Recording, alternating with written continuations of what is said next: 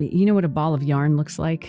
You know, it's a ball of yarn, but it's made up of billions of like fiber optic threads, and they're all glowing. And in this vision, they were gold. And it was the heart of the universe. It was the core of everything that is, of divinity, if you will. And every single thread that comes off actually spins out and connects to each of us in our solar plexuses. So we're all connected to that ball of yarn, which means we're all actually connected to each other. That was the vision I was given years ago.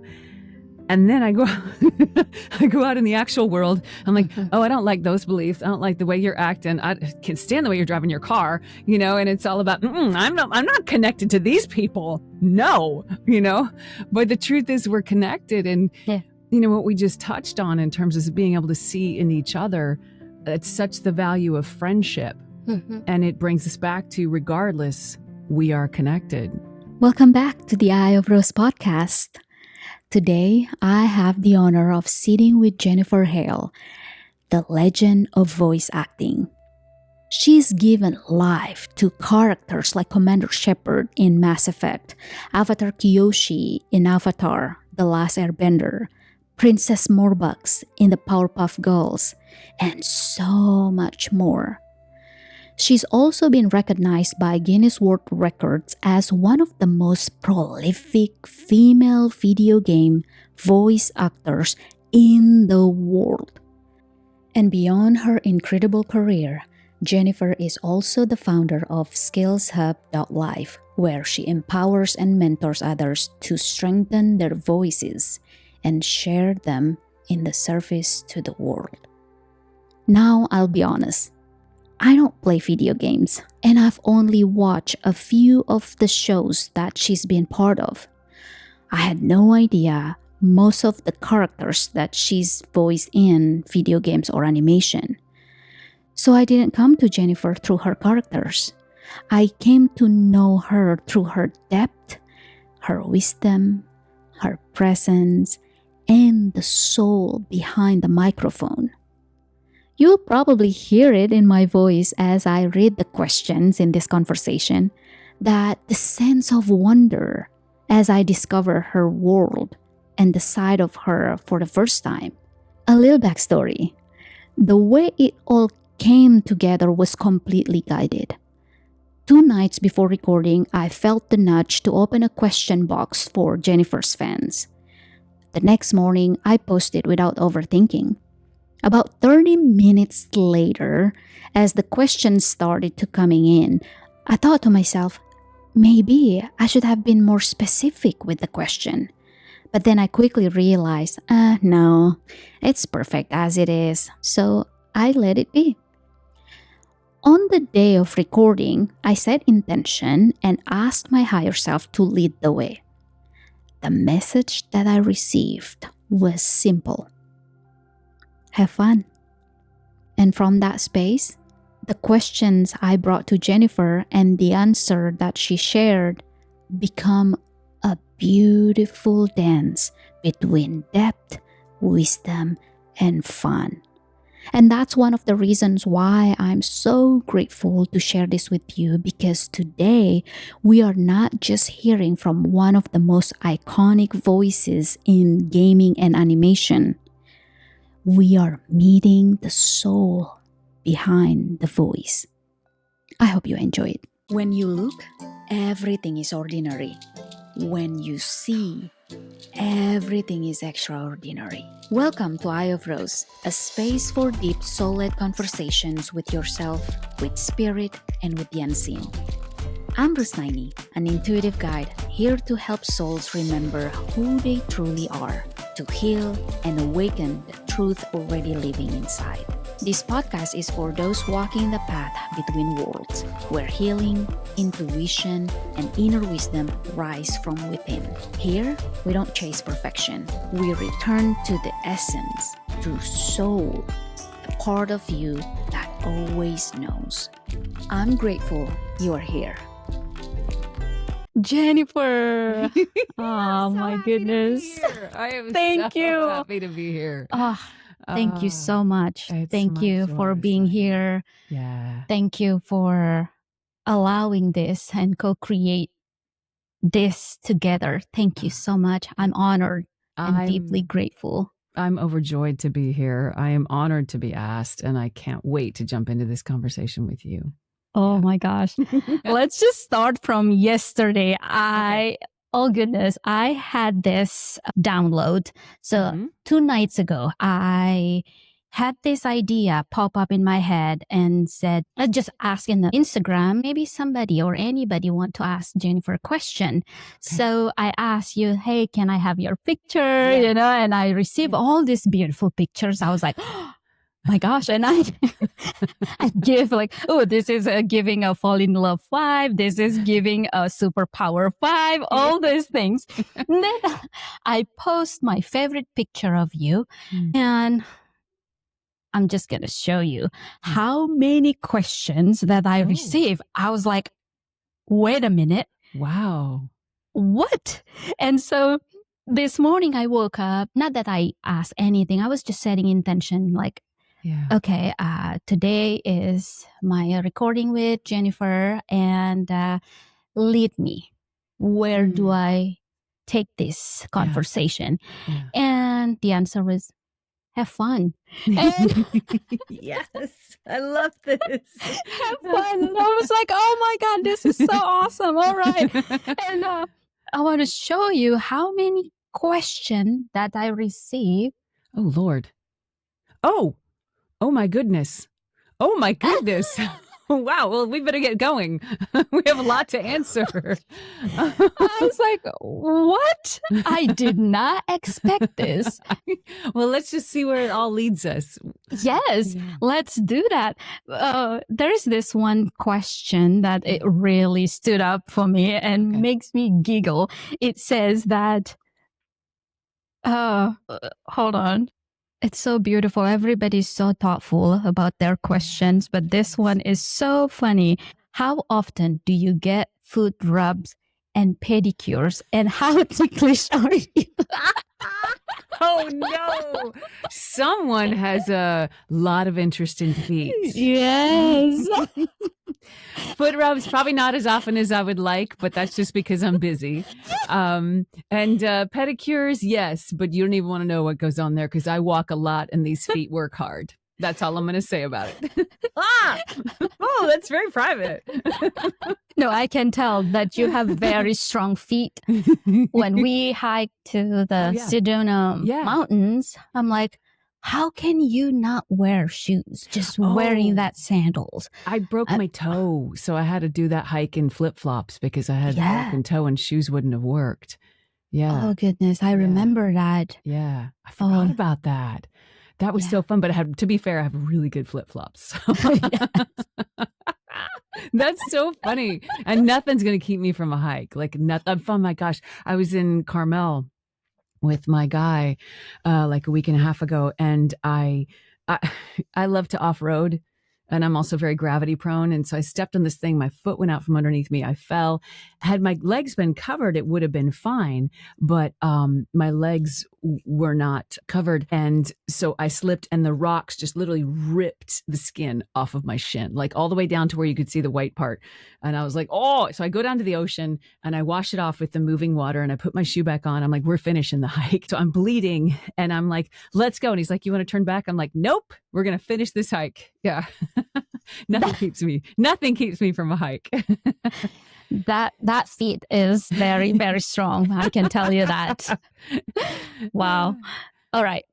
More question. Yes. What inspired you to become a voice actor? Ooh. I was actually dropped into it by the universe. It was not anything that was ever on my radar. I mean, it was a little bit on my radar. I knew someone who did it a little bit, but I was working at a video production house next to an audio studio, and they asked me to come next door because I could do a Valley Girl. And they paid me $30 or $35 to do it. And it took half an hour. And I was like, wait, what just happened? Because I was still in high school. I was still a teenager. And I immediately was drawn because for me, money was always safety and security. And that's something I didn't grow up with at all. And so I pursued it like crazy just for the money and the security of it. Yeah. And the creativity was something I found my way into. I go in for the practical first, and then I find the joy later when I eventually give myself permission to have some joy. Wow. Yeah. Thank you so much for sharing that, because we all associate money with security, and there is a lot of comparison. Yeah. There's a lot of chasing for security, all that. And I just learned about this too, that I have a lot of that in myself. And I realized we cannot receive abundance when we are in that competition side of us. Yes. We can't. We have to be in the creation side of it. That's so good. That's so good. Yeah. Because so oftentimes that we ask ourselves, like, at least this has happened for me, that what is my gift? What is my purpose? There's always that voice in my head, because I associate money with what I can do. Can I work so hard to bring that money? Yeah. What can I do? Yeah. And that is the thinking of competition. Yeah. It's not in the creation side of it. It's so hard to see for oneself. Like looking at you, I see your contribution to the world, and your gift is your being. Just your being, just who you are shows up, and that is a gift, because I know you. I'm not just saying this, like literally your presence. I feel better. I feel stronger. I feel sharper. I feel more connected to myself. I feel like a level of internal accountability for myself to show up well. And so when I look at you, I'm like, oh, her abundance isn't just in her being, just showing up and being who she is and allowing it to flow to her. And I can see it for you. But then when I look at myself, I'm like, yeah, but I got to get to work. It's like, it's hard to see that for ourselves. Yeah. And thank you for sharing that. It gave me teary eyes. Yeah, it's true though. I mean, just who you are is a gift. Yeah, we cannot see ourselves. And I think we have to come to our humbleness to open that heart wide open to see what is it that we can offer to the world. What is it here? And that's the whole conundrum of connection, if you will, because I was given a vision a long time ago of you know what a ball of yarn looks like? It's a ball of yarn, but it's made up of billions of like fiber optic threads, and they're all glowing. And in this vision, they were gold. And it was the heart of the universe. It was the core of everything that is, of divinity, if you will. And every single thread that comes off actually spins out and connects to each of us in our solar plexuses. So we're all connected to that ball of yarn, which means we're all actually connected to each other. That was the vision I was given years ago. And then I go out in the actual world. I'm like, oh, I don't like those beliefs. I don't like the way you're acting. I can't stand the way you're driving your car, and it's all about, I'm not connected to these people. No, but the truth is we're connected. And, what we just touched on in terms of being able to see in each other, it's such the value of friendship. And it brings us back to, regardless, we are connected. I'll just jump into this for a second. After the last election, I'm philosophically sit in a different place from the leadership that was voted in. And I had a bit of a hard time with the transition. And I thought, hold on, hundreds of millions of people or millions of people said yes to this. There is good in everyone. I was recently on a trip with my kid, and I was on a cruise, and that's not something I would normally elect, but my kid really wanted to, and it fell into place. And I walked in and I was like, oh my God, all these people, and I'm trapped in a vessel with these people. And because I am an introvert and I'm my joy is outside, right? In a mountain by myself, or with just a few select people that I've decided should come. Like, what is that about? So but I was given the most amazing knowing, and this ties into what I was talking about in that moment, which is every single person in here has something incredibly special in them. Every single one of them. And I could feel it. And I was like, oh, okay, you're right. You're absolutely. And no matter where I looked, I didn't know the content of what it was, but I could see that it was there. every single person.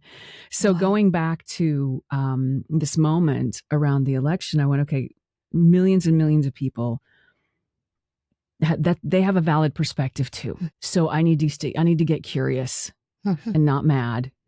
And I went to my hairdresser that day, and some of their perspectives are opposite politically to mine. And I just stayed curious and I asked questions, and I found some common ground like within 5 minutes.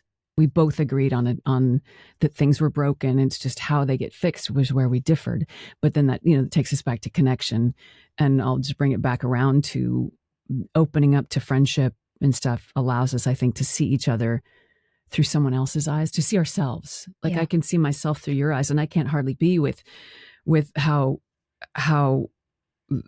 uplifting that is. It's like, oh my God, I don't even know how to sit with this. I'm so used to like, well, I need to fix this and I got to do that. And I got to, like that whole perspective. Yeah. Oh my gosh. Thank you. Interesting.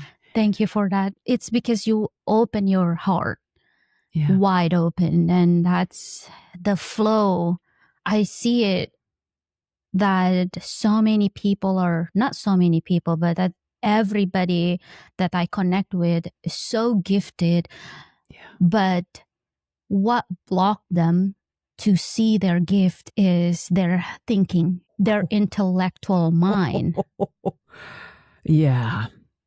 And boy, does this culture value the intellectual mind. Yes. Yeah. For sure. And the smarter you are, it seems like the farther you are from your heart. And yeah, that 17 inches becomes 17 feet. yes, yes. Yeah. Because I look back and where I grew up, you know this, but for people who don't know that, I was born and raised in a small village in Borneo jungle, Indonesia, where there's nothing there but jungle, monkeys. And we have nothing. We have nothing but the nature. Yeah. And that helped me stay grounded, stay in silence. And I didn't know much about the outside world. I didn't. And coming to US with all these fancy things, I was like, wait, this is exciting. This is so awesome. And I learned quickly that I detach myself from myself, where the intuition is gone. Yeah. I thought that something was wrong with me. I didn't, not that the intuition was gone, but it's the windows, I can call it as it closed. Yeah. Because it didn't use. I like to use the internet. I like to go out. Yeah. Finding those smart people in my head. Yeah. They're very smart, very intellectual, but they are not using their intuition. Yeah. If that makes sense. Yeah. It makes total sense. And yeah, I mean, the way I grew up in, in urban centers and stuff, but my household was a house of deep chaos and intensity. My mother was not well. Super high functioning, though, super intellectual, very accomplished, and the most emotionally destructive person I've ever known. And I was, as a result, as a child, I was completely isolated. I did not have an adult to bond with. I was taken away from my father just before I was 2, and we were bonded, but then I never saw him again until I found him when I was like 19. But what that did for me was I was surrounded by highly intellectual woman, very, very dysfunctional emotionally. And so that intellectualism was, the valuing of that was really in my face all the time. But what saved me was I could hear and feel knowings. I actually heard. Wow. I'm not mentally ill. Well, who knows? This could all be an illusion. I'm just having a dream right now. But I would hear guidance. I would hear different, I don't know, things telling me, like, just sort of guiding me along periodically. It wasn't constant, but it was in critical moments when I needed it. And then it was just casually in weird moments. And so I kind of lived in the intuition and the intellect. But what I grew up with was I was taught that I was wrong all the time. I was completely severed from my internal truth. And I thought I was crazy. And then through the process of therapy and discovering, spirituality and all that, I'm still in the process. It'll be my life's work to return to the very central core of trusting myself and trusting my knowings and trusting what's coming to me, my own intuition. So I treasure it so much because I was severed from it very, very, very vehemently. Wow. Yeah, if in my household, if my mother decided something was purple and you could see it was green, God help you if you spoke that it was green. God help you. It was one of those. And it was really it sounds, so difficult, et cetera, which it was, of course, in this plane, it was intensely difficult and I still have fallout from it, but it was such a gift. Wow. To, because I value it so much now. What I've learned from it is so tremendous. And my experience of suffering was profound, but all internal, sometimes physical, but, she wasn't physically violent very often because she knew intellectually that was, that didn't look good. That didn't look good. But, it really gave me an experience of the human experience that was powerful and taught me so many things. Yeah. Wow. And so it puts that intellectual thing in a very specific place for me. Yes. I see people uplift is like, oh, they're a Mensa member, and oh my God, they've accomplished this. I'm like, yeah, but what's their emotional intelligence? And, how's their awareness? How's their humility? Because that kind of intellectual achievement, I watched people. I was with someone last week who was very accomplished in the entertainment industry, et cetera, and very, very bright person. But I watched their emotional intelligence and I watched how certain they were that they were right about things and how certain they were the smartest person in the room. And I saw how much they missed because of that perspective. And then I have to watch my own humility around, well, I see that, it's all a dance. Right? Yeah. Yes. Mm-hmm. And I see you as a representation in a woman's body, how balanced you are with your masculine energy. And I really adore that in you. That is truly inspiration to me. Wow. I really love that about you. Thank you.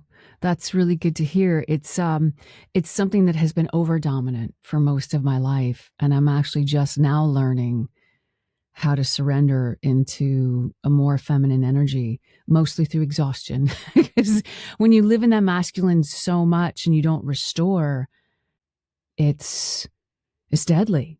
Yeah. It's deadly. And we're so rewarded for it in this culture. Mm-hmm. Get so rewarded for that in this culture. Mm-hmm. But your body will go, no, I'm bringing you to your knees now.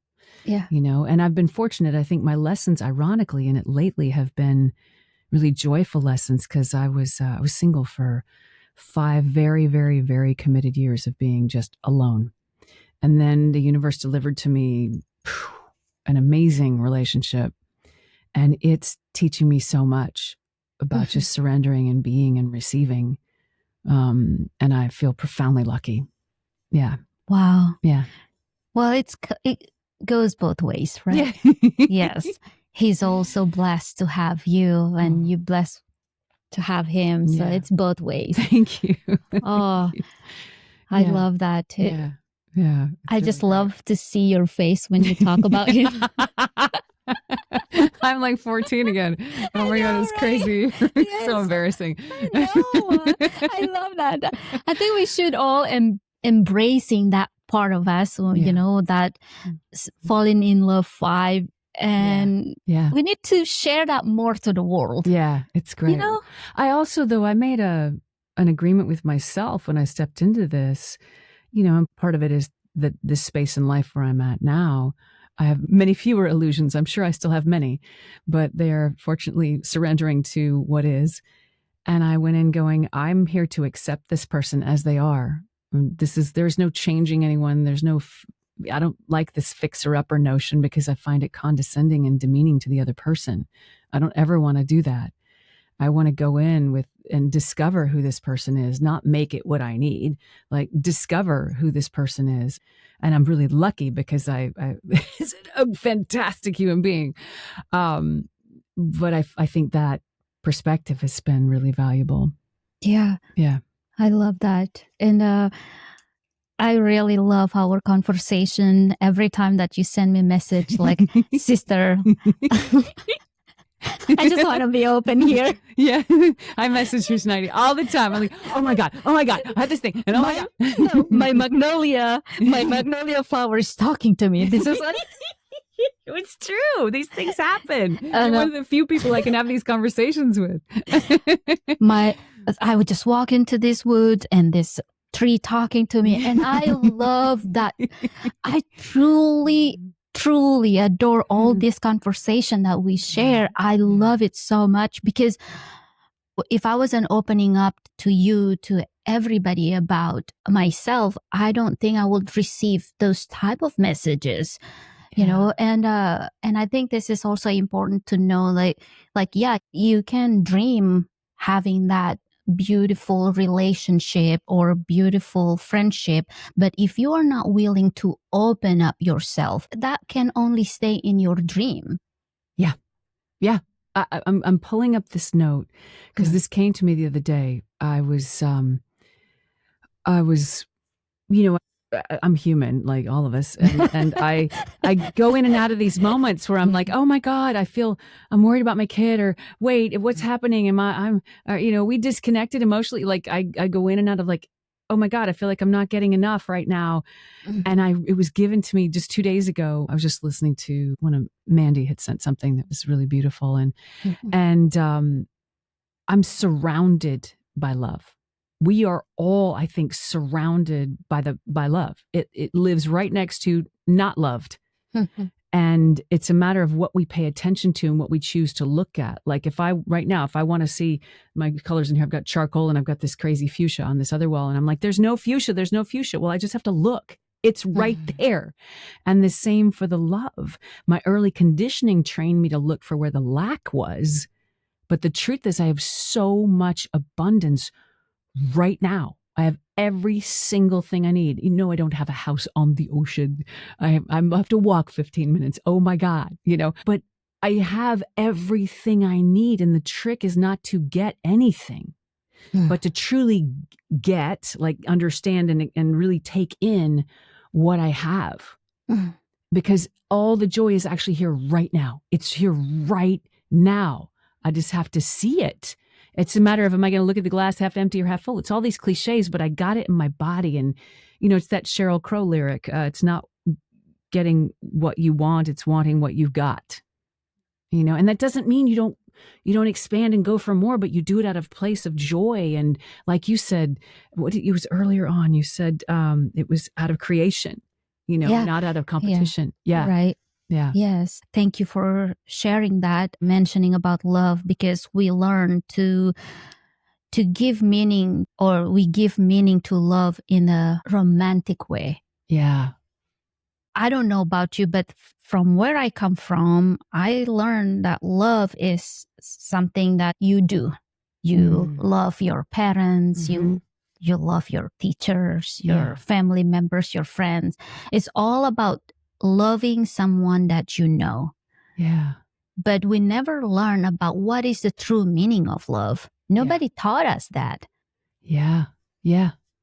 So we have this limitation on how we see love, how we comprehension of love. It's very hard for many of us. Yeah. I hadn't thought about that.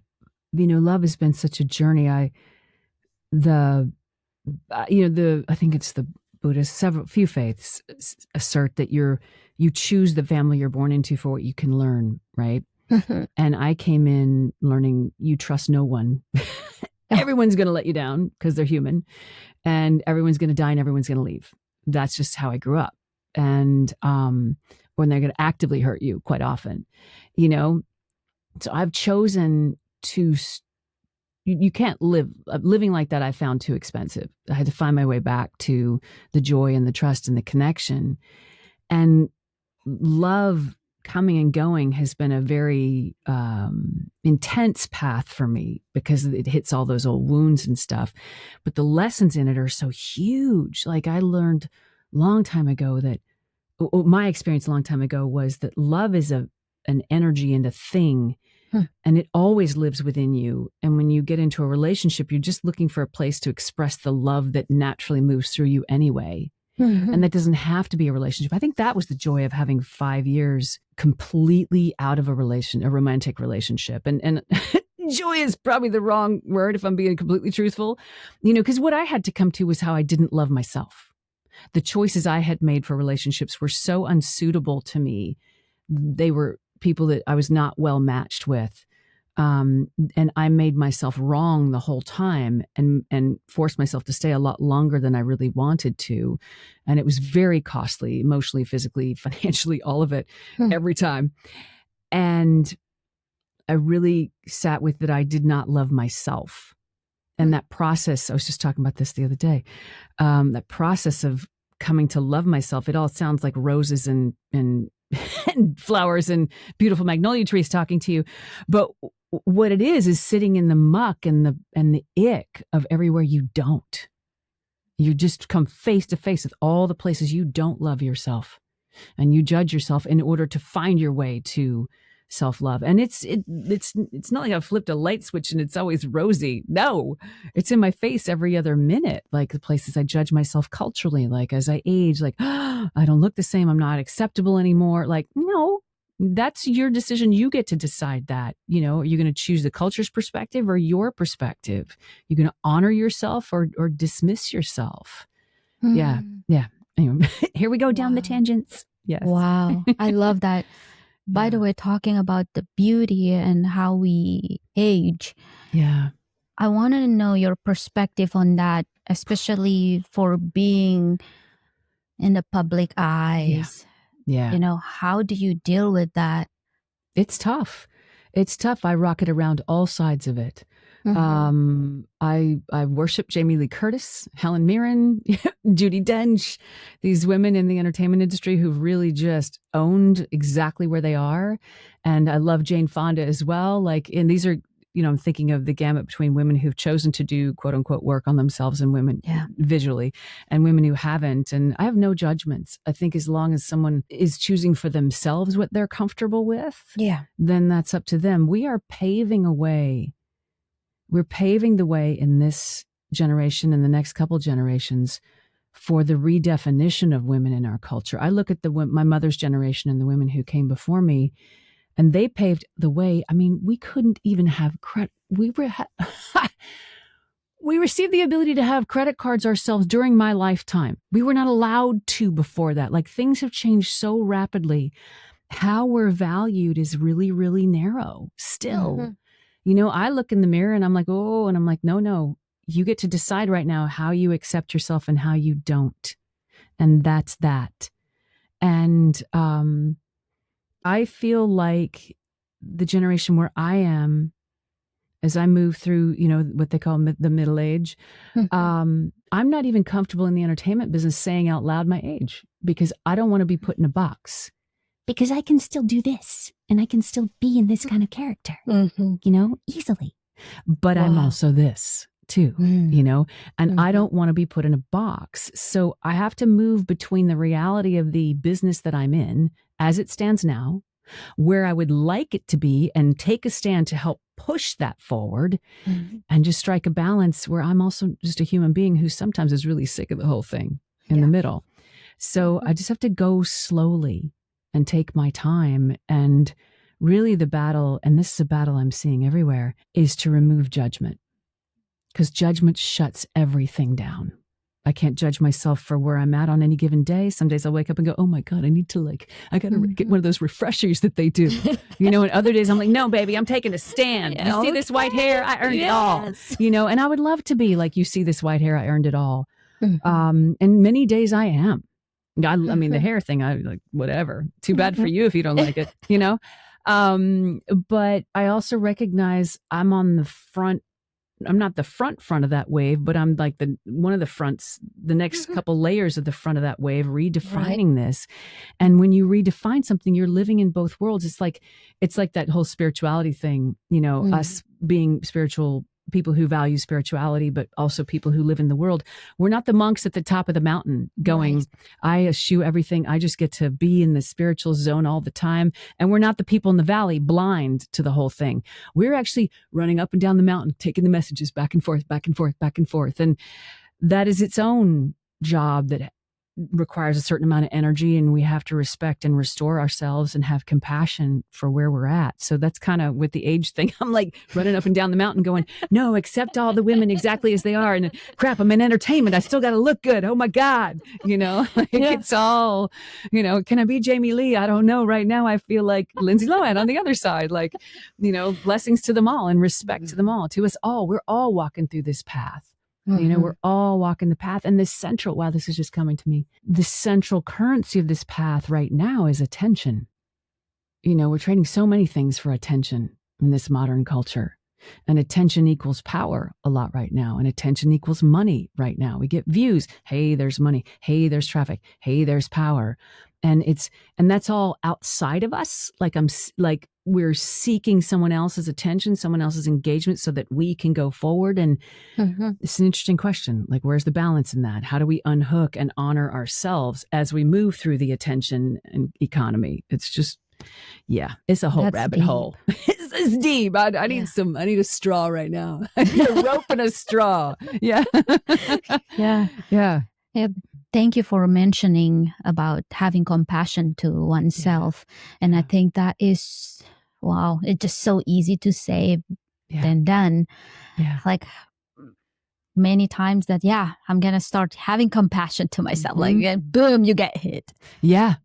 Yeah. And it's tough. It's really tough. And I'm so, it's coming to me now as we talk, why is it so hard to have compassion for ourselves? Is there some kind of risk involved there? Or why is that? I never stopped and went, why is that hard? Never thought about it that way. Just I should or I shouldn't. I haven't gotten curious about it. So that's just interesting. Just now thinking of that. Yeah. Yeah. From what I'm seeing is that it's so hard for us to have compassion because it's always been compared to. When we share things to our parents, for example. Yeah. Mommy, Daddy, I just fall down. I have a boo-boo. It's oh, that's fine. You still have your hand. It's not broken yet, Yes. And then when you come home from school telling your parents, Mom, Dad, somebody punched me in the face, for example. And then they will say, oh, you still have your face, right? It's not bleeding or anything. You're fine. Yeah. And so we never really truly sit down with ourselves and having a moment with ourselves. Yeah. Sit in silence with ourselves. It's always comparison. Yes. And then if we are not listening to that, then we call out as someone who is not grateful. Yeah. And I think there's a thin line between that. Yeah. That makes so much sense. Whew. Yeah, it's a long journey. It's a deep discussion. I know. My goodness. All right, let's continue of this question. Hold on. Let me find the one that is bring so much joy for us. Okay. Still songwriting? Oh my gosh. Yes. Aww. Not at a terribly great speed because my time is very limited, but I'm working on it. I have a few things I need to get in and record. Yes. Ooh. Yes. Is there a voice role you missed out on that you really wanted to do? Yes. I'm not going to say what it is, but there is a huge franchise that and the job was motion capture, which is one of my favorite things to do. It's gone on to continue to be successful. I was offered the lead role in this franchise I'm going to say it was 8 years ago, 10 years ago, maybe more. No, it was about 8 years ago. And I was booked to do a convention in Australia at the time. And when you do the Australia ones, you do them back to back, 2 different weekends. And I had promised my kid that we would go and we would see the family down there and we would see specific sites when we were there. and I didn't want to let my kid down. So I let the job go. It went to another actress who it's her top credit to this day. I've never told her that I was picked first for that one. They gave me another role in that franchise, a smaller role, and it wasn't motion capture. But I do kind of miss that I didn't get to do that. But I'm very happy I didn't let my kid down. Yeah. Wow, that's so powerful. Yeah. Wow. All right. So next question. Would you voice in an anime called One Piece? If so, what character? Oh my gosh. Okay. I'm not familiar with One Piece, but I think anime is a blast. I have such respect for anime actors. They work their butts off. And another piece of that is the pay rates for anime are quite a bit lower than they are for traditional animation and games under the union contracts. Yeah. I have so much respect for anime. I love it. Yes, you pick the role and I'll show up and do it. I would love that. Oh, goodness, if I could do it legally, because some of it's non-union, right? Yeah. So yeah. Wow. So what is it like to work alongside Jodie Benson voicing Alana in A Little Mermaid 3? Oh my gosh. We didn't actually record those at the same time. They brought us in solo to do each of those. So we didn't actually work in the same session, but I know Jodie because, all of us Disney princesses, thanks to the Wreck-It Ralph premiere, we were all in one place. We all got to meet at that premiere. It's the first time we've all been in one place. We took a giant picture on stage with all of us, and it was really, really fun. And I've had gotten to hang out with Jodie at conventions and things like that. So she's delightful. Anytime you get to spend with her is fantastic.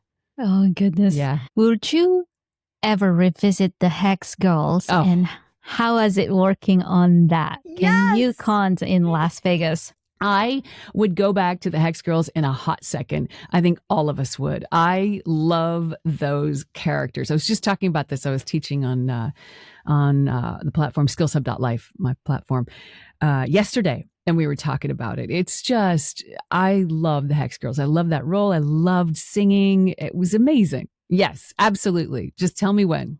Oh my goodness, that's so exciting. Yeah. Between Princess Morbucks and number 86, yes, who can you relate to more? Who can I relate to more? Well, probably number 86 because I was not born into an extremely wealthy family. And number 86 is always feeling unheard and unseen and unsatisfied. And we all have that part of us, right? Yeah, probably number 86. They're both extremely loud, angry characters. Princess is incredibly spoiled, though. And I was not spoiled that I'm aware of. So, yes. Aww. Yeah. How do you choose the roles you take? Do you have a set of rules? Do you use to decide if a role is right for you? I love this question because it presupposes that I'm sitting here looking at a buffet of options. And that is one of the common misconceptions of people. Because I've done a lot of work, people maybe think I get to pick and choose. I do get offered things at this point, but I audition regularly just like everybody else, just like any other working actor.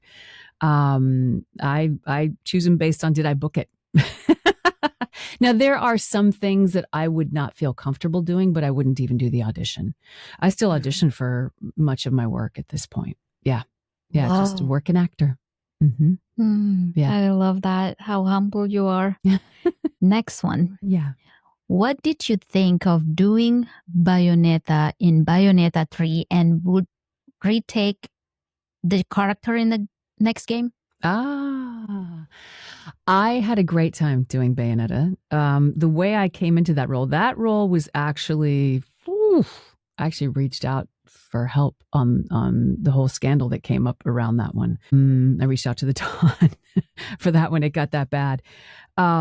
Came into that role because the director reached out to me, and it's a director who I've known my entire career. She's one of my dear friends, and I trust her completely. And she gave me the context on why the original actress wasn't doing the role, and it made complete sense to me, and I totally trusted her, so I took the role.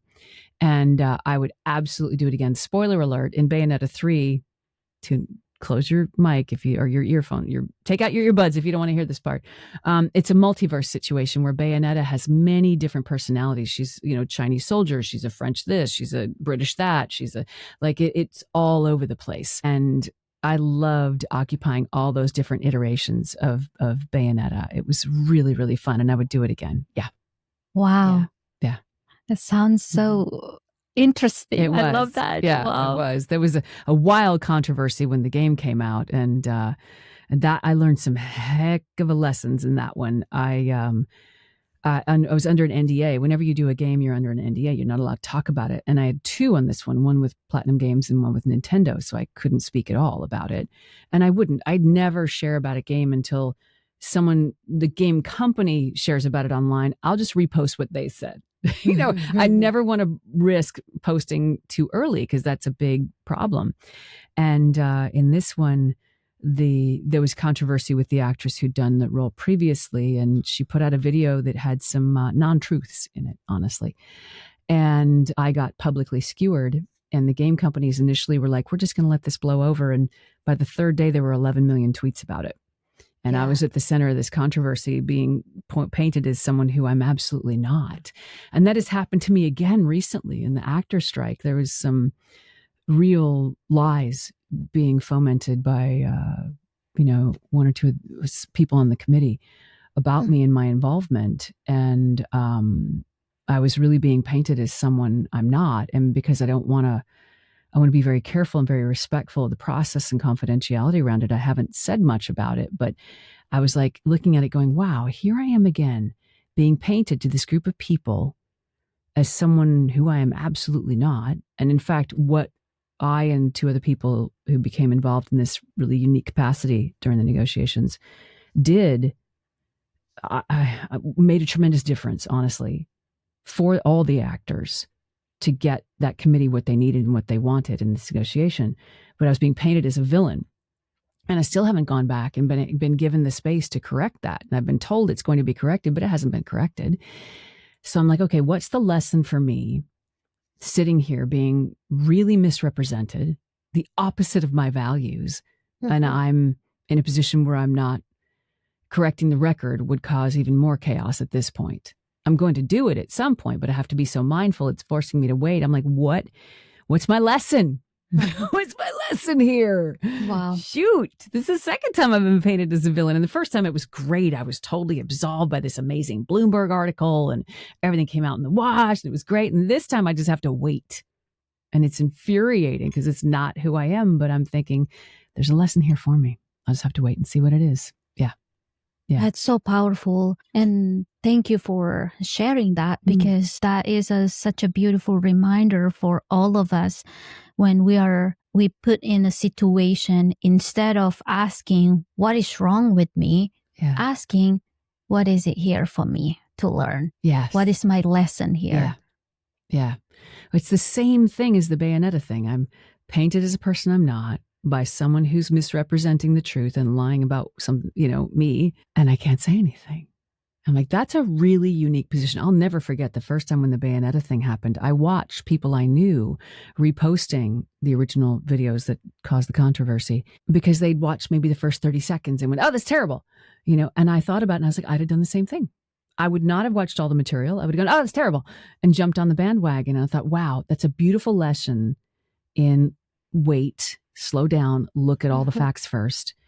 I watched all the assumptions everybody made. And I was watching what she was saying. I'm like, God, ask this question. You're missing like 3 key points because you've made assumptions and you don't even realize you've made assumptions. And so you're judging this thing completely opposite to the facts. I'm not going to say wrong because right and wrong and truth and not truth are whole other conversations. But it was really, I was privileged to see like, okay, I can see where I make assumptions.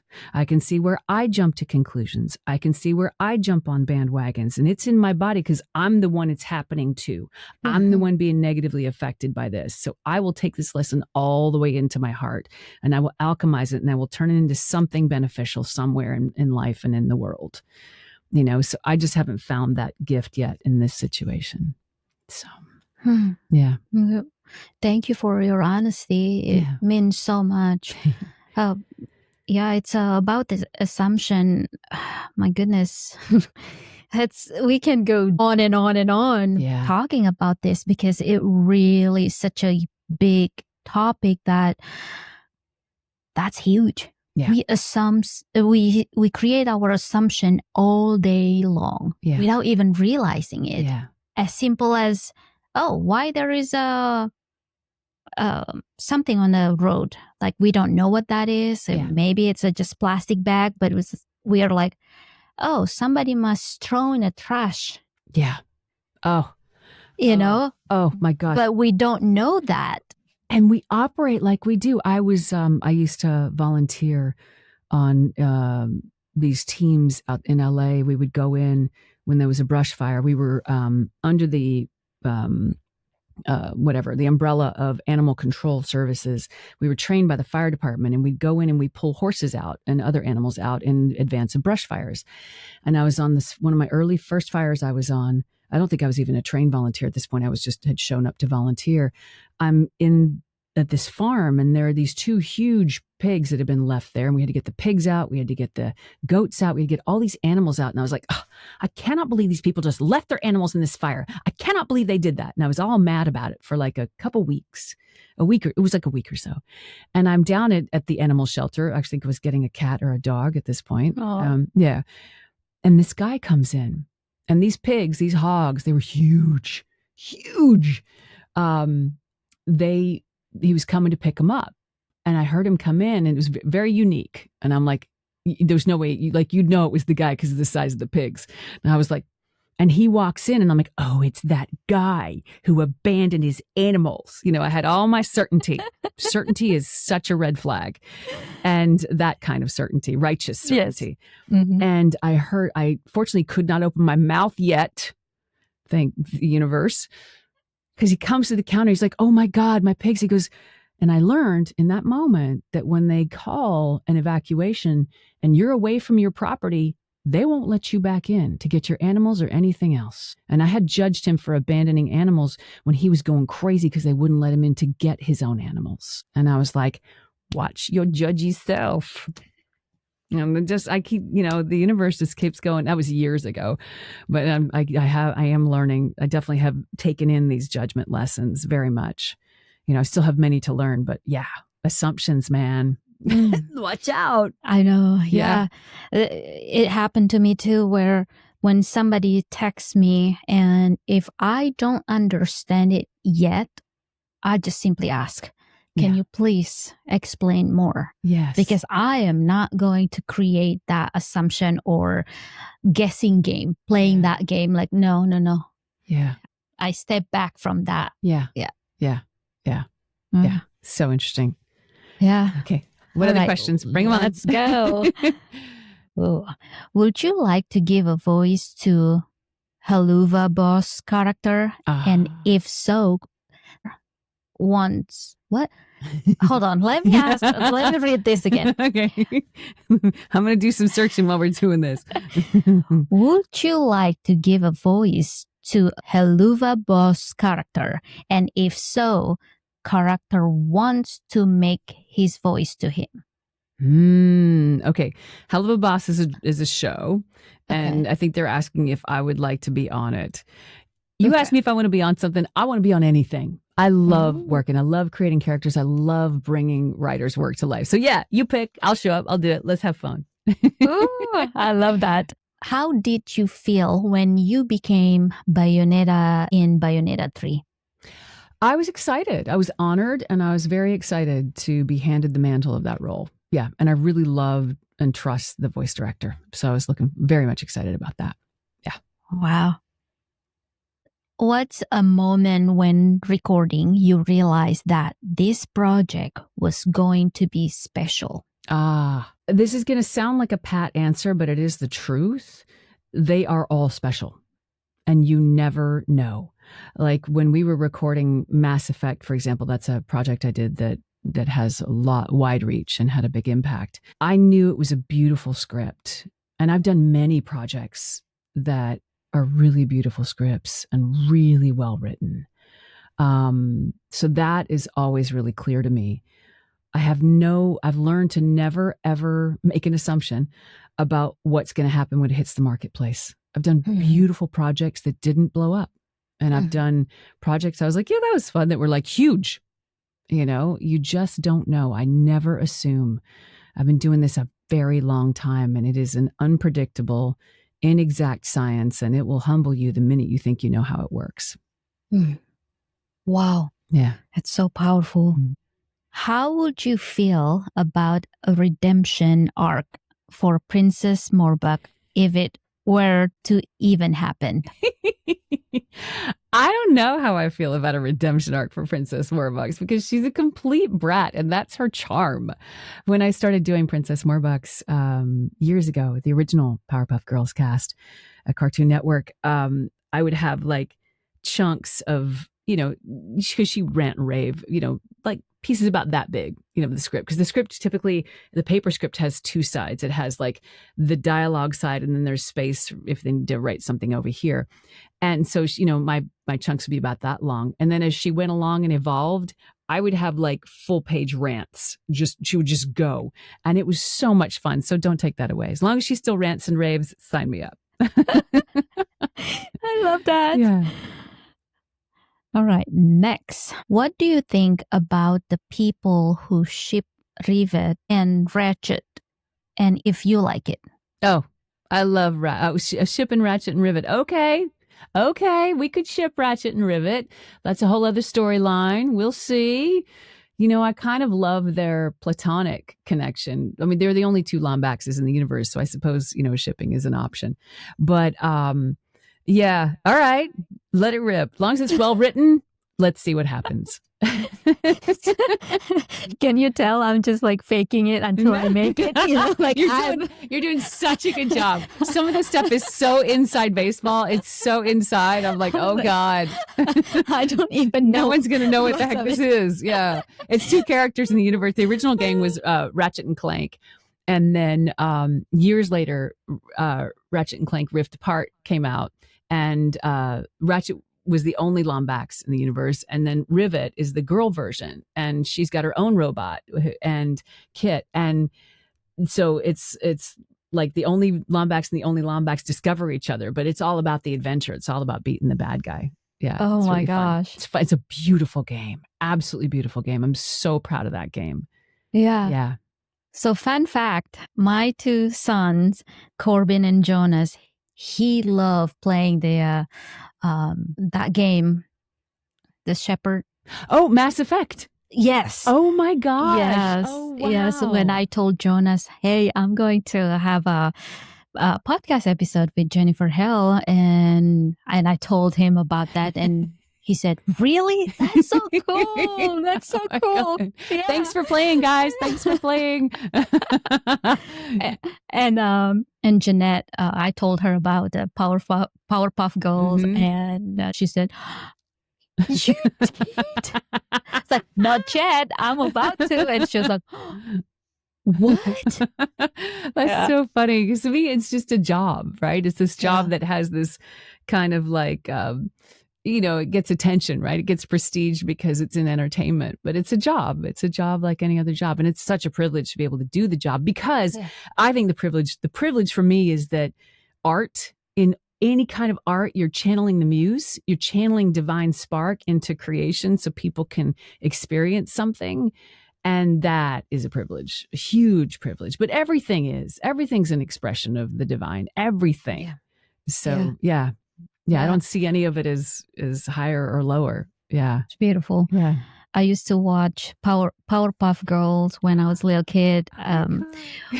We only have a Sunday off from school. Okay. And cartoon play from 7 o'clock to 11 o'clock in the morning. And one of them is Powerpuff Girl. Oh my gosh. It's like, yeah. That's so Girls. funny. Yes, I was like, and here sitting with you, it's such I don't know how to express that. It's a full circle moment. Full circle moment. Yeah. Yeah.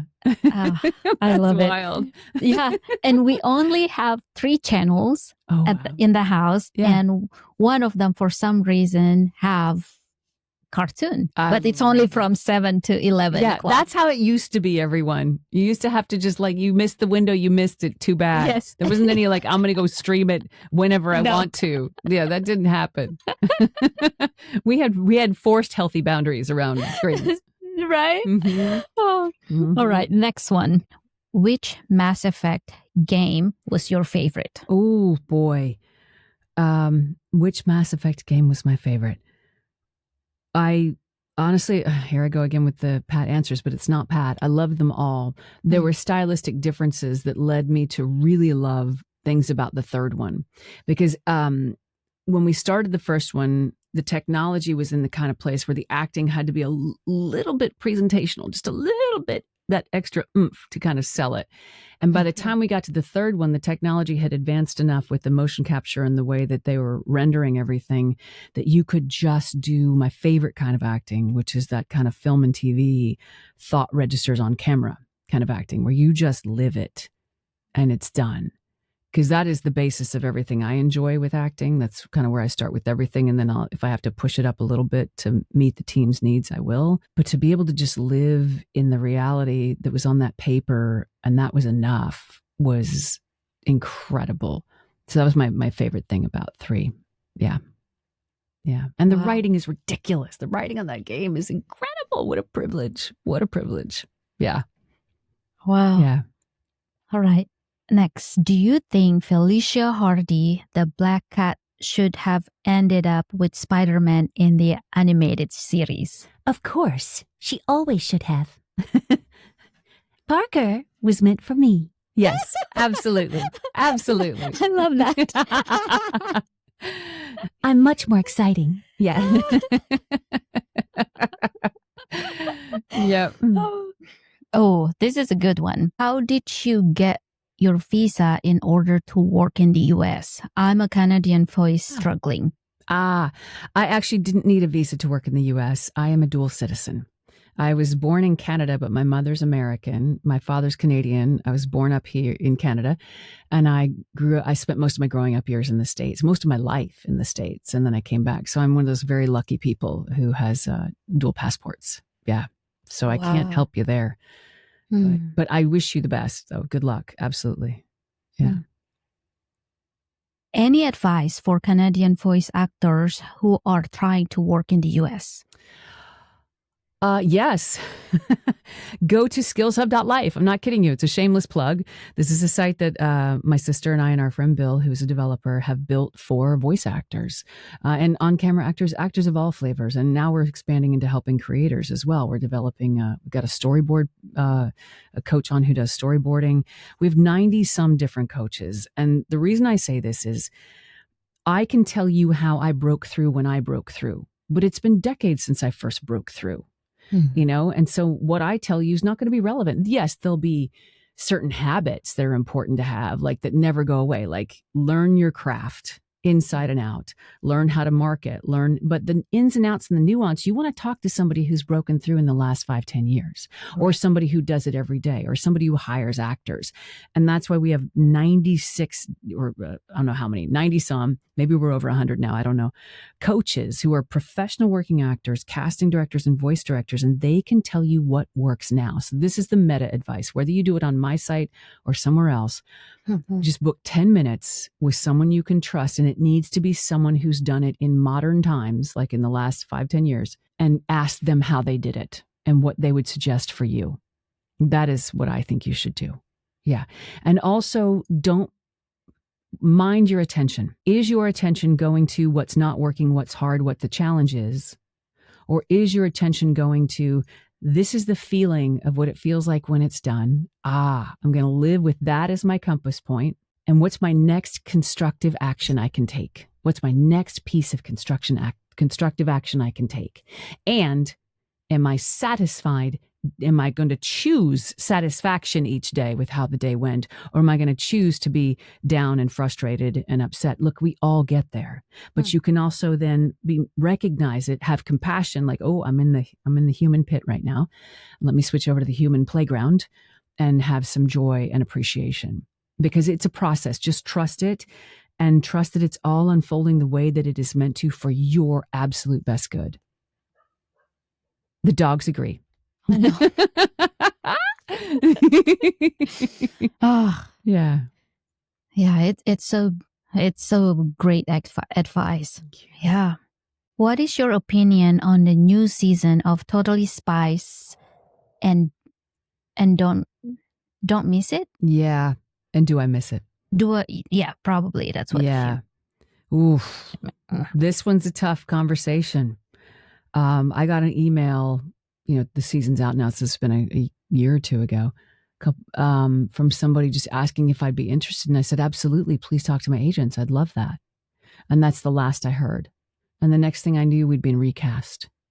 And this is the 7th season of the show. And it was about money. And we weren't even given a chance to see if we could make it work. And that was disappointing. So I'm not happy about it. Yeah, That's what I'm going to say. That's all I'll say on the topic. I will be completely honest about that. I love that character, had so much fun with that show, and I'm very disappointed. Yeah. And life goes on. Yeah.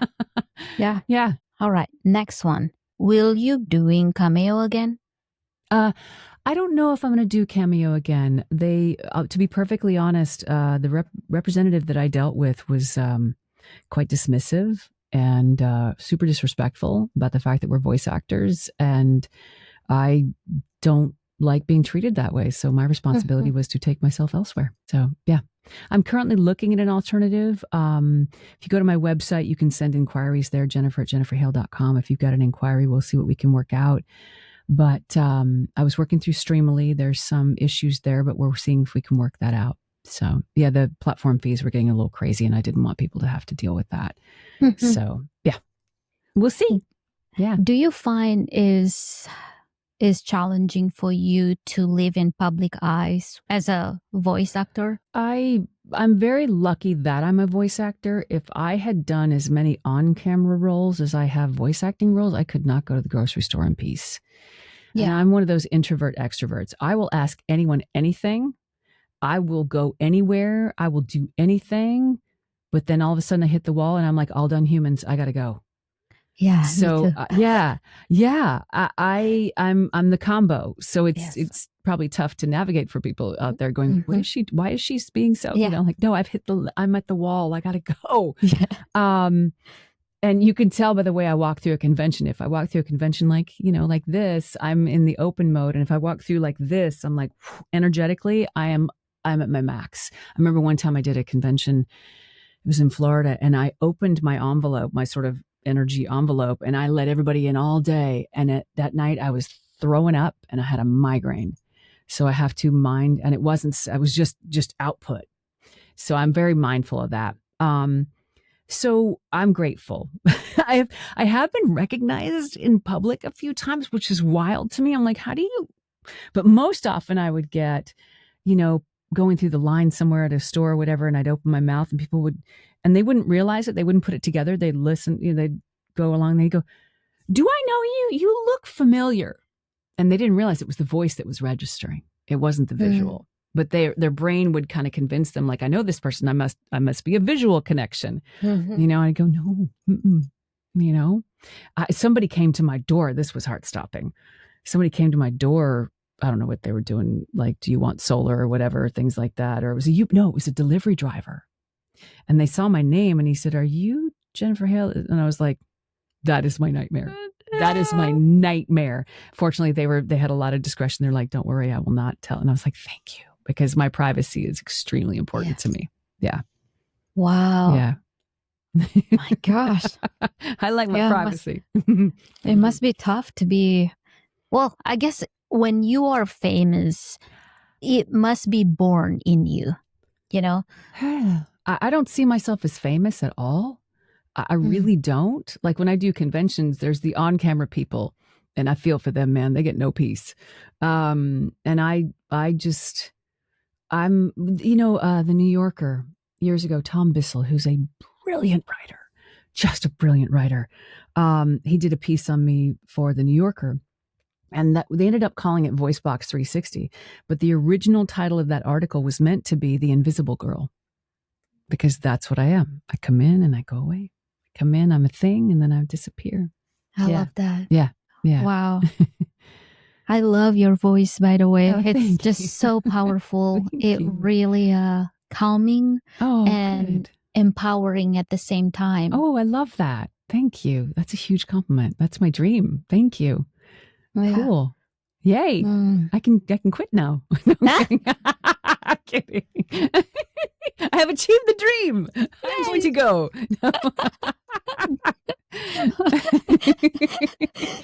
Oh. Ooh, this is a good one. When was the last time you sang as Cinderella? Oh my goodness. It was Sophia the First. It was a song called True Sisters. And the funny thing was that same day I did True Sisters in the morning as God, I don't see. We could be true sisters and ever after friends. It was very sweet. And then in the afternoon, I was doing Diablo 3, which, spoiler alert, my character was Leah, who also becomes the demon. And I was doing the demon stuff. So I was like, it's that whole, I will eat your soul, and in my head is, we could be true sisters. I will kill you now. It's like, oh my God, I'm having such a voice actor day today. Yeah. I love that. Oh my gosh. Yeah. Wow. Yeah. That's so powerful. It was fun. It was really fun. Wow. All right. What's next? What fond memories did you have with Charlie Adler? I have stacks of fond memories with Charlie Adler. Charlie Adler is a brilliant voice actor and voice director. I took his animation class. He co-taught with Chris Zimmerman Salter, another brilliant voice director. And he was terrifying genius. And being directed by him is the greatest thing in the world. Being in a cast with him is just a nonstop riot. And he's directed me most recently in a show called Unicorn Academy, which is, I think it's Netflix. Yeah. And we had so much fun. He will take you, and you're a better actor when you leave the booth with Charlie. Yeah. It's great. Wow. I don't really understand a lot of this stuff, but Yeah. I just listening and watching you shifted, like the energy just shifted, like the excitement, Yeah. like overflow, the joy is overflowing. Yeah. I was like, oh my gosh, I love that. And I hear your frequency in your voice. It's so powerful. Oh, thank you. It's you so powerful. much. Thank And you. I really love, this is the example of follow your heart. I have no idea about this stuff. Yeah. And I just set intention to, how do I lead this? Yeah. And I have so much fun. So much fun. Yay. And I'm also overjoyed with this stuff. I love it so much. I'm so and glad. I get to see in the side of you that I didn't see, I didn't know. That's right, because we don't really know each other from this aspect. And I don't presence it a lot in my private life. Yeah. Not at all. Yeah. Yeah. I only know you as deeply intuitive woman, powerful being with powerful gift. Thank you. That's what I see you. And I didn't get to see this side of you. And with that, I'm so grateful. And I now see why I have this calling to share this and asking question about you.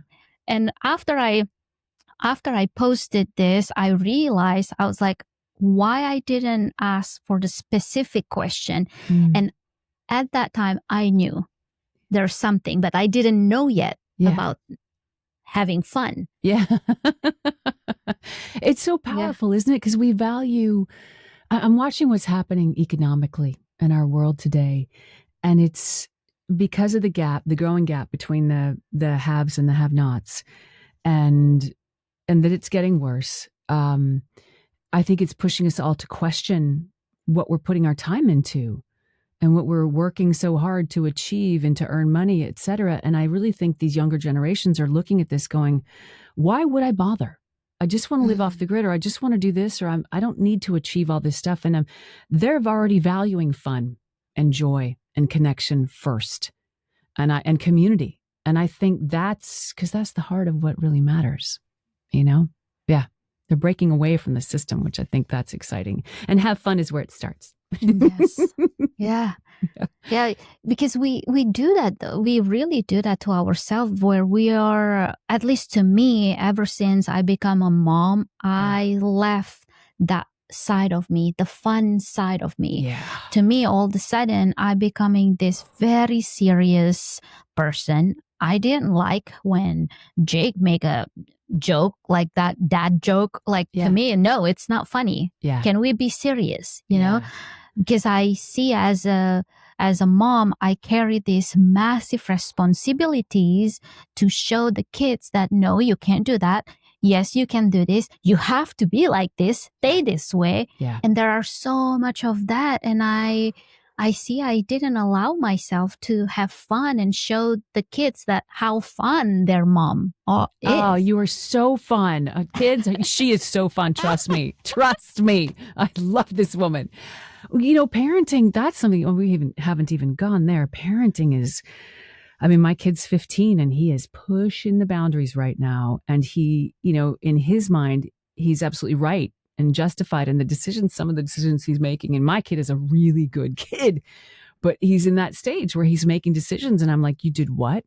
You what? It's like, yeah, it's fine because blah, blah, blah. And I'm like, because, you know, we're parents and we're older, we can see all of the unintended consequences of what that is. And we're their executive function for years because that doesn't even kick in. The brain doesn't finish forming till they're mid-20s. And the judgment center and that executive function is the last thing to form. Yeah. So the weight on us is tremendous. I had a couple weeks where my kid was out of the country, you know, traveling on a soccer trip. I wasn't parenting for a couple weeks. And good Lord, was I lighter on my feet.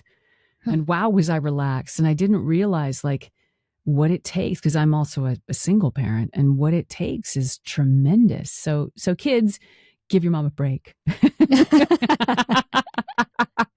What is that? There's some kind of skit with Wanda Sykes and Kristen Bell. And there's some kind of scene where Kristen Bell is talking about, look, my mom she's just crazy. You know, she's so difficult and so crazy. And Wanda Sykes is the therapist. She's like, yeah, it's you. It's your fault. You did this to her. I was like, oh my God. And I'm not that person. You know, I absolutely loved parenting from the minute I got pregnant. This is the first year where I'm like, ooh, this year and last year, I'm like, I don't know. This isn't fun right now. This part is not my favorite at all. Yeah. You know, at all. I have to be I was a parent who the whole time I was very cooperative and very conversational and like bringing him into my perspective and jumping into his and like learning, you know, that really talking it out. But in adolescence, when they decide that they're the boss and they're in charge, and then they're still making decisions that are, leaving out a whole bunch of important factors. For me, I'm having to shift to being just that, almost like nope. Yeah. The answers are 3 words long. Not going to happen. Try that again. You know, like it's very different. And I'm so uncomfortable. Yeah. Parenting is challenging. It is really shoving us into parts of ourselves that we're like, holy cow. Yeah. I know. I also notice in me that I becoming the parent that I wish I had. Yes. And that I see there's no boundaries. I didn't create that boundaries to the kids because of that. Yep. Same. I have boundaries, but there's a lot of talking around them. And when you're dealing with teens, talking is deadly. Yeah. Because they know it all. Mm-hmm. Mm-hmm. Yeah. Well, because there's that explanation. Yeah. You did what? Yeah. Oh, yeah, because, you know, all that. It's right, wrong. Yeah. Black and white. We're going back to black and white now. Because you need that. Because if I don't push on you, the world will, and I've shortchanged you. And I've sent someone out into the world who doesn't have boundaries or who doesn't know limitations and who thinks it's all okay. I can't do that to the planet, and I can't do that to my kid, you know. And he's a good kid, you know. It's just he's a teen. Now I got to step up and be a good parent for a teenager. It's just very different from a good parent from a preteen. Yeah. Yeah. Yeah. I'm giving you a big hug for that. Thank you. I'll be calling you. Oh my God. Is this my ego, or is this what's happening here? Is this just fear? And I'm gonna share with you too about when it happened. Yes. Oh my God. I think we are all going through that tough times though. Yeah. Like it's tough because we what this is just me. I see it. It's tough because we know from our experience, like we don't want them to get hurt. Yeah. That's all. We want to be Yeah. protective over them. Yeah. And Yeah. and they just don't see that yet. Yeah. And there's also like I want him to learn how to operate with discipline. He really does value integrity, but he can't see where some of the decisions he's making lack integrity. And like, I want him to learn how to be dead honest with himself, like, and to take full responsibility for every choice. And that's a big hill. That's a big hill for an adult. And it's a very big hill for someone who's still growing. Right. You know? Yeah. Yeah. And it's also in that age, there is so much about proving themselves to other people. Like, look, I can do this. I think that is the hardest part or the most challenging part being teenager. Yeah. Yeah. Yeah. In a world that is more complex than ever. Yeah. You know, and focused on some really, really on values that don't necessarily serve the planet and us as a whole. Yeah. Yeah. Yeah. Yeah. All right. So there's two last questions that I want to ask. Okay. This is deep. Okay. Okay. What is the advice that you go to over and over?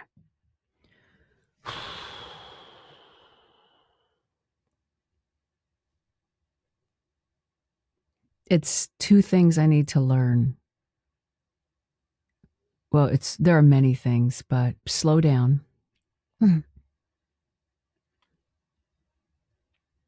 Trust yourself.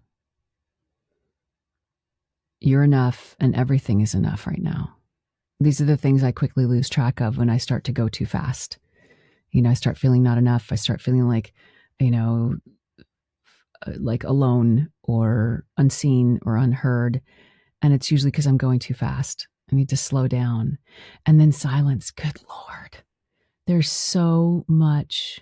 I love my brain. I love my brain. And it was my safety and center of accomplishment and all these things. It's given me so much. And it'll turn into a fork and stab me in my own eye if I'm not careful. You know, it's just like I love my brain, but silence is really where the power is. I keep candle ceremonies. I keep candles going, and I will frequently be walking down my hall, very busy, my very busy day, very busy. And I will get called to the candles. I will literally get like this feeling like I just need to go sit down and shut up for a couple minutes. And it's super inconvenient. I'm usually in the middle of something, and I will stop what I'm doing and I will go and I will sit. And I will invariably come out with some incredible gift that is exactly what I needed in that minute that I wasn't even thinking about. So it's a lot of things, but I guess it starts in the silence and the slowing down, because in there I can remember the love. I can remember that this tiny brain is the monkey brain and doesn't actually run the show. You know, I can remember all those things. That's deep. Yeah. Yeah. Last question. Yeah. One advice, if you can give to your younger self, what would that be? When I was 9, this is really going out there, I received what felt like a video message from me in my 30s.